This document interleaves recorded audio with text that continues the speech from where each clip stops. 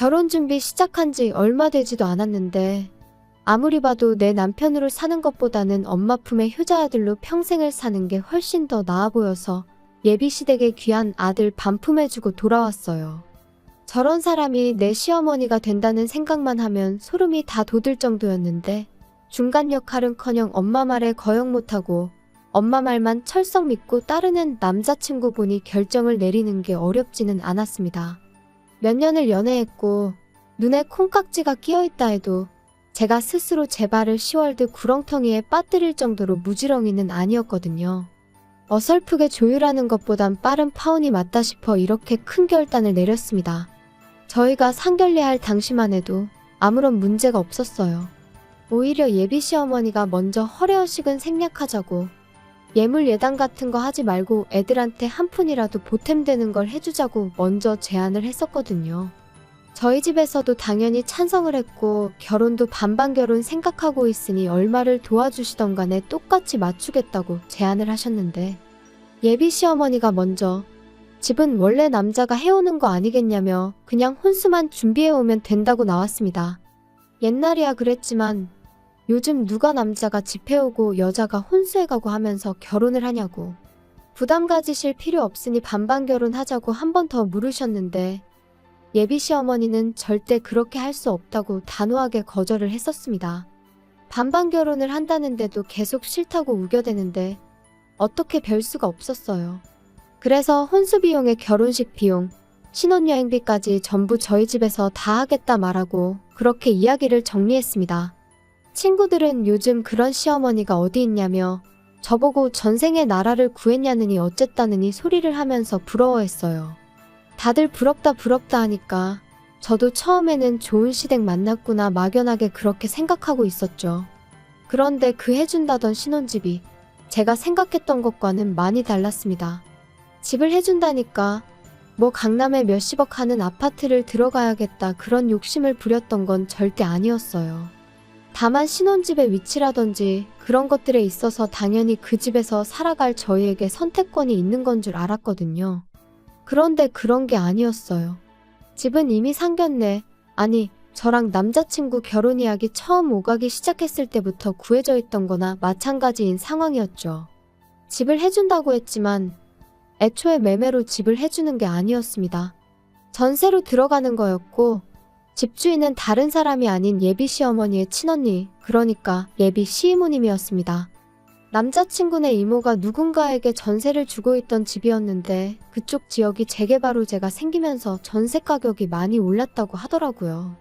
그런데 그 집에 먼저 살고 계시던 분이 오를 만큼 오른 전세금을 감당하지 못해 재계약을 못하고 나가게 되었는데 예비 시이모라는 그분이 욕심을 부렸는지 그 사람이 나간 뒤로 계속 빈집으로 놀리고 있었다고 하더라고요. 그런데 마침 저희 결혼 이야기가 오가기 시작했던 거고 예비 시어머니가 그 집에 전세를 얻어 저희 신혼집을 해주겠다는 소리였던 거예요. 애초에 반반 결혼이 성립이 안 되었던 건 전세금을 예비 시어머니가 해주는 거긴 하지만 결과적으로는 돌려받아갈 돈이니 저희한테 땡전 한 푼 안 도와주는 거나 마찬가지였던 거죠. 그래도 집을 싸게 얻는 게 어디냐 하고 집 구경을 갔는데 집의 상태가 아주 처참했습니다. 집이 좋아서 살기 좋은 동네라서 집값이 오른 게 아니고 그냥 동네가 싸그리 환골탈퇴한다는 재개발 호재 때문에 집값이 올랐던 그저 썩어빠진 오래된 아파트였었어요. 제 생각엔 재개발까지 본인들은 살기 싫고 당장 재개발은 소식만 있을 뿐 언제인지 감도 못 잡겠고 그런데 집을 빈집으로 놀리자니 아까운 와중에 때마침 저희가 결혼한다고 하니 그 집에 세를 얻어준 걸로밖에 받아들여지지가 않았습니다. 크기도 끼케야 14평 정도 돼 보이고 얼마나 오래된 아파트인지 엘리베이터도 없는 그런 아파트였어요. 단 한 가지 마음에 들었던 건 회사 출퇴근하는 버스가 집 앞으로 다닌다는 사실이었죠. 출근하는 것만큼은 편하겠더라고요. 그래도 당장 큰돈 아끼는 게 어디냐. 집에 들어가는 돈 신경 안 쓰고 살아도 되게 된 만큼 열심히 모아서 좋은 집으로 이사 나가자 그런 생각이었죠. 저희 부모님이 저희 신혼집이라고 사진 찍어 놓은 거 몇 개 보여드렸더니 완전 사기당한 기분이라고 하시더라고요. 반반하자는데 한사코 거절했던 게 저런 꿍꿍이가 있었던 거였냐고요. 그때만 해도 저는 저희 부모님을 설득했어요. 좋은 점만 보자고요. 집도 오래되고 평수도 작으니까 혼수도 대충 가성비 제품으로 채워놓고 이사갈 때 새로 구하면 되는 거 아니겠냐고요. 어쨌든 덕분에 한동안 내야 할 대출이자 아꼈다고 치면 반반 결혼하는 거나 마찬가지 아니겠냐고 그렇게 부모님을 설득했어요. 그런데 하루는 남자친구가 저한테 종이 한 장을 건네주더라고요. 이게 뭐냐고 물었더니 남자친구도 자기도 자세히 안 봐서 잘 모르겠는데 엄마가 혼수 리스트라고 적어준 거라고 하더군요. 남자친구 보내고 나서 집에 돌아와 그때가 돼서야 적어준 혼수 리스트를 체크해봤습니다.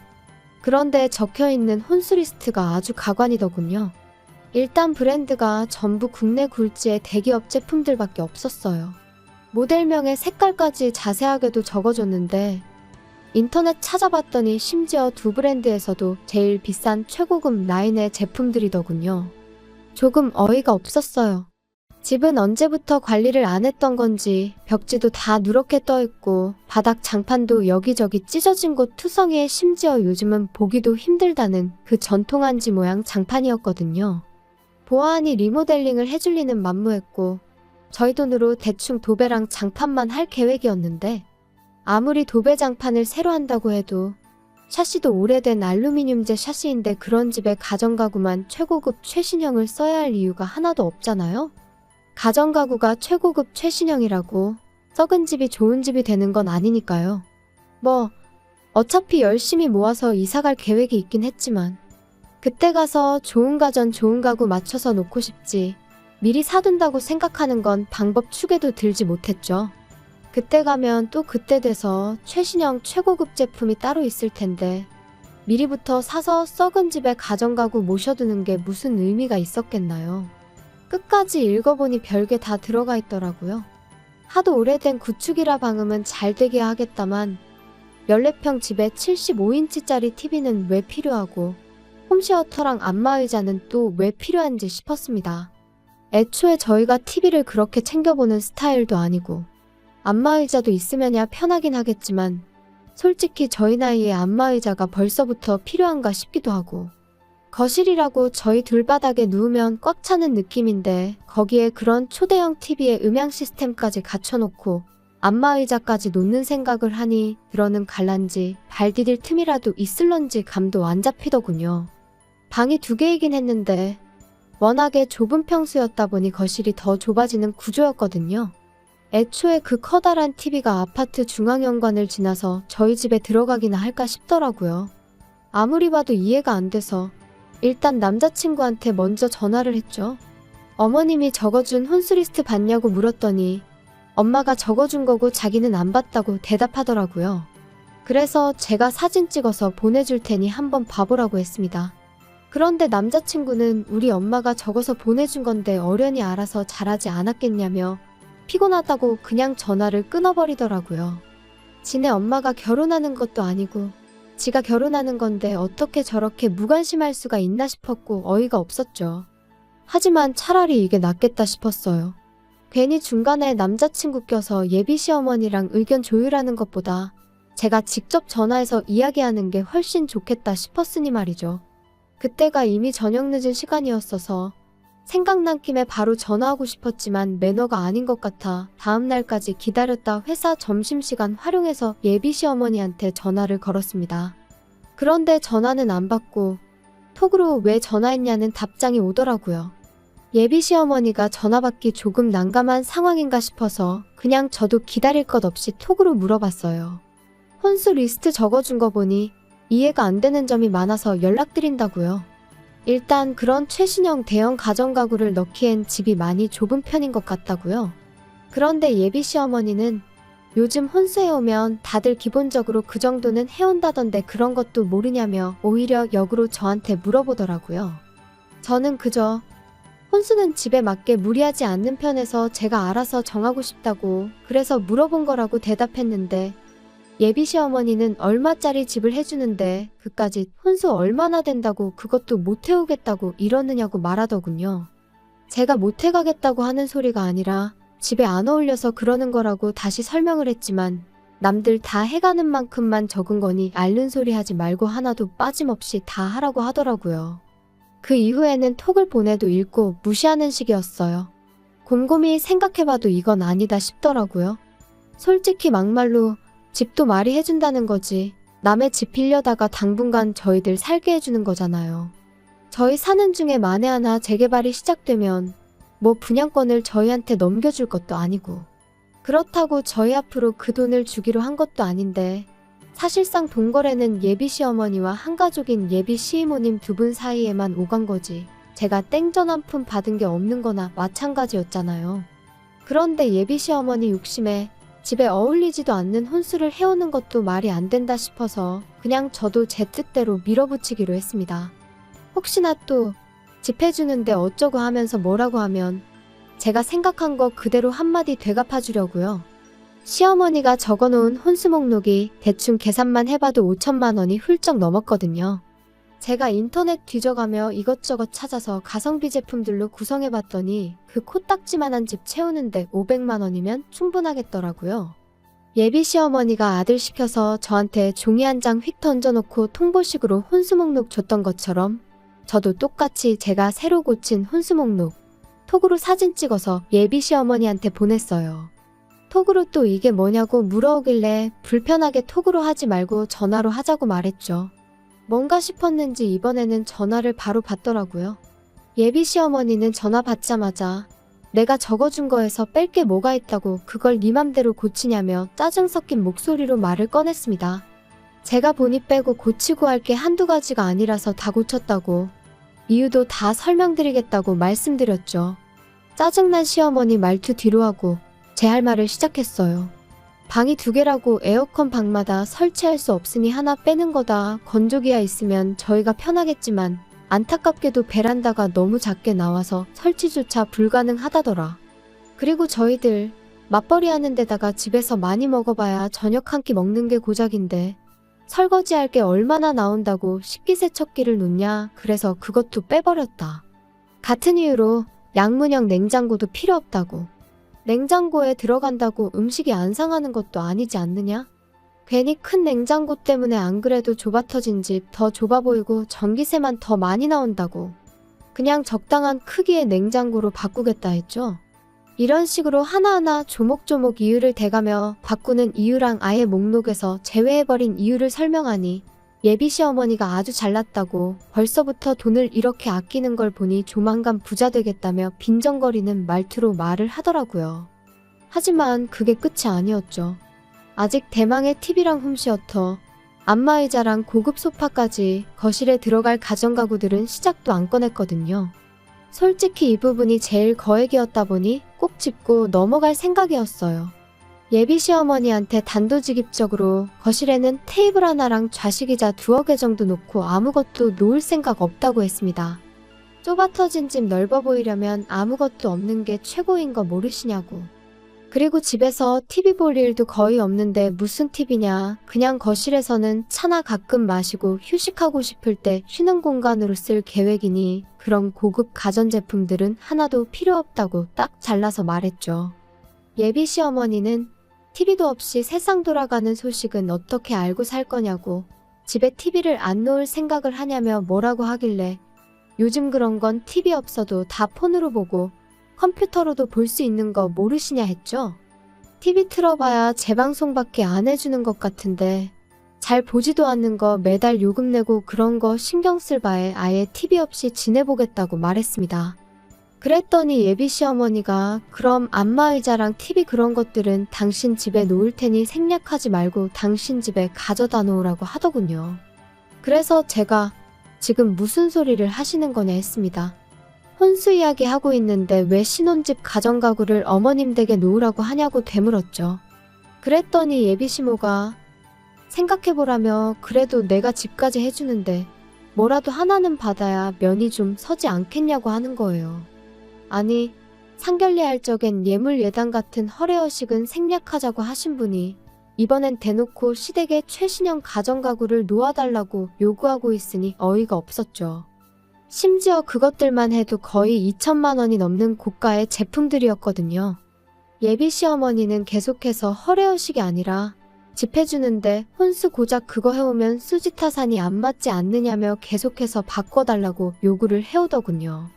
아무리 생각해도 이건 아니다 싶었고 더 말해봐야 말도 통하지 않겠다 싶어서 그럼 한번 생각해본다 말하고 다시 연락드리겠다 한 뒤 전화 끊어버렸습니다. 그렇게 전화 끊고 나니 정말 말 그대로 현타가 오더라고요. 막상 저랑 결혼한다는 남자친구는 엄마가 혼수로 얼마나 말도 안 되는 걸 요구하고 있는지에 대해서는 관심도 없지 싶었고 시어머니 될 사람은 제가 악착같이 돈 안 쓰려고 기싸움하는 것 같으니 뭐라도 뜯어내려고 하는 심보인 것 같았고요. 그러다 보니 아무리 생각해도 이건 좀 아니다 싶어서 그날은 퇴근하고 자취방이 아니라 부모님 집으로 돌아갔어요. 그리고 부모님한테 이 상황을 말씀드렸죠. 14평짜리 집에 꽉꽉 채워 집어넣을 최신형 대형가전부터 가구들까지 목록 적어놓은 것도 보여드렸어요. 어머니도 기가 찼는지 어이없다는 표정을 지으시더라고요. 당장 남자친구한테 전화해서 그냥 결혼은 양가 도움을 받지 말던가 반반 똑같이 지원받아서 하는 걸로 하자고 말하라시더라고요. 그래서 남자친구한테 바로 전화를 했어요. 지금 상황을 충분히 이해가 되도록 설명을 해줬는데 남자친구는 그런 건 생각도 안 하고 바로 짜증부터 내더라고요. 애초에 그럴 거면 해온다고 하질 말았어야지 않는 거 아니냐고요. 그러면서 또 한다는 소리가 엄마랑 이야기해보고 연락 줄 테니까 그렇게 알라고 하는 겁니다. 예비 시어머니만의 문제였다면 저희 부모님이 어떻게든 조율해보려고 도와주셨을 텐데 가만 보니 이건 비단 예비 시모 혼자만의 문제가 아니라 그 아들인 남자친구한테도 문제가 있다는 걸 알게 되었습니다. 저희 부모님도 그 상황을 두 눈으로 목격하시니 엄청 열받아 하셨어요. 어머니가 저한테 예비사돈한테 남자친구가 전화 걸어서 통화 못하기 전에 곧바로 전화 좀 걸어보라고 하더라고요. 남자친구가 예비 시어머니한테 전화 거는 걸 미뤘던 건지 예비 시어머니가 바로 전화를 받았어요. 바로 전화 받으실 분이 아닌데 생각해보니 제가 시댁가전 바꿔주는 걸 생각해보겠다고 말하고 전화를 끊었었다는 게 생각이 딱 나더라고요. 예비 시어머니가 전화를 받는 걸 확인하자마자 저희 어머니께서 핸드폰 바로 뺏어다가 한마디 하셨어요. 이런 식으로 나올 거면 그냥 반반 결혼시키자고요. 예비 시어머니는 어떤 상황인지 곧바로 눈치를 챘던 건지 거기서 오히려 큰 소리를 치더군요. 아니, 그럼 애초부터 해온다는 소리를 하지 말았어야 했던 거 아니냐? 그리고 한쪽에서 집해오면 반대쪽에서는 원하는 대로 혼수해오는 게 당연한 거 아니냐고 하는 겁니다. 그 말 듣자마자 저희 어머니가 다시 전화에다 대고 한 소리 하셨어요. 내가 단칸방 들어가서 월세 사는 한이 있더라도 지금 사는 집 저희 신혼집으로 쓰게 내주겠다고요. 집은 내가 해올 테니 예비사돈이 혼수를 해오는 걸로 하셔라 했습니다. 다 쓰러져가는 14평 쓰레기 아파트 가지고 혼수 5천만 원치 받으려고 했나 본데 우리 집은 당신 언니가 가지고 있다는 그 잘난 집보다 평수도 크고 집값도 훨씬 더 받는 거 알고 계시냐고. 그러니 우리 집 신혼집으로 내주면 아주 리모델링부터 시작해 가전가구에 자동차까지 싹 다 받아내야겠다 했습니다. 집 해오면 원하는 대로 혼수해주는 게 당연한 거라고 하셨지 않냐고. 어디 한번 얼마나 해오는지 한번 두고 봐야겠다고 으름장을 놓으셨죠. 그랬더니 이게 지금 경우 없게 뭐하는 짓이냐고 따지더군요. 예의라고는 눈꼽만치도 없는 행동인 거 알고 그러는 거냐며 큰 소리를 치길래 제가 어머니한테서 전화기를 뺏어다가 예비시모한테 한마디 해줬습니다. 당신네들이 했던 거 그대로 똑같이 하는 건데 경우 없고 예의 없다고 하는 걸 보니 아줌마가 아들 결혼을 빌미로 얼마나 개수작을 부리고 있는지는 알고 있는 것 같아서 다행이라고요. 제 말을 듣고는 언성을 높이며 너는 시어머니가 아주 우습게 보이냐고 아주 시집 오면 버르장머리를 개조해줘야겠다고 겁을 주더라고요. 그래서 저도 한마디 해줬습니다. 아줌마 정신 차리라고요. 아직도 내가 결혼하고 싶어서 이러는 건 줄 아냐고 파혼하자고 하는 소린데 눈치 좀 챙기라고 한마디 해줬어요. 예비 시어머니가 저보고 말 다 했냐 그러길래 뭐 더 듣고 싶은 말 있으시냐고 한 번 더 듣고 싶으면 말만 하라고 했어요. 몇 번이고 더 해줄 수 있다고 말이죠. 그렇게 파혼하고 나니까 여태까지 결혼에 관심도 없어 보이고 엄마 말 거역하지 말라던 남자친구가 찾아와서는 한 번만 기회를 달라고 제 앞에 싹싹 빌더라고요. 그런데 그 모습이 전혀 신뢰가 가지 않았어요. 엄마한테 무슨 말이라도 듣고 찾아온 건 아닌가 싶더라니까요. 이모네 집 세입자 못 구할 것 같아서 저러나 혼수로 모티브라도 하나 바꾸는 걸로 줄여보겠다 하려나 싶었어요. 그때 딱 느꼈죠.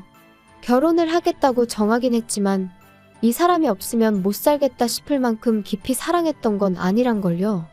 애초에 저는 이미 혼수리스트랍시고 남자친구한테서 종이 한 장 건네받았을 때부터 결혼할 마음이 싹 달아났던 것 같아요. 남자친구한테 내 마음 돌릴 생각 없다고, 파혼의 이유가 당신 어머니한테만 있는 건 아니니 너무 엄마 탓은 하지 말라고 한마디 해줬네요. 애초에 너가 나랑 결혼하고 싶었으면 나랑 너네 엄마랑 저렇게 개싸움 나게 두지는 않았을 거 아니겠냐고 하니 아무 말도 못하고 돌아가더군요. 한편으로는 거액의 혼수 목록을 받았을 때 그때 차라리 후련하게 정리해버렸다면 이렇게 마무리가 더럽지는 않았을까 싶은 생각이 들 때도 있습니다. 하지만 여전히 그거 하나만큼은 확실하네요. 꼴같지 집구석에 주제 파악시켜주고 내 하고 싶은 말 속 시원하게 다 내뱉어낸 거, 그 덕에 제 속은 후련해졌고 아무 미련 없이 끝낼 수 있었다는 거 말이에요.